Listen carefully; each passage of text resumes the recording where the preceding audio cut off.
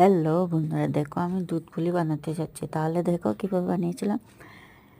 এইভাবে সুজিটা প্রথমে সিদ্ধ করে নিয়েছিলাম গরম জলের মধ্যে। তারপরে ডো বানিয়ে ভিতরে নারকেলের পুর দিয়ে শেপ উঠিয়ে রেখেছি একটা একটা করে। তারপর যখন দুধটা ভালো করে গরম হয়েছিল তখন সব পিঠাগুলো ছেড়ে দিয়েছি। তারপর এইভাবে সব এক এক করে দিলাম। তারপরে অনেকক্ষণ 10-15 মিনিটের জন্য ঢেকে রাখছি। ভালো করে যখন ফুটন্ত হয়ে গেল তারপরে ঠান্ডা করার জন্য রেখে দেবে। তারপরে এইভাবে পরের দিন খাবে, খুব টেস্ট লাগবে। দুধ পিঠা এমনি পরের দিন খেতে খুব ভালো লাগে। আগের দিন বানিয়ে পরের দিন খাও।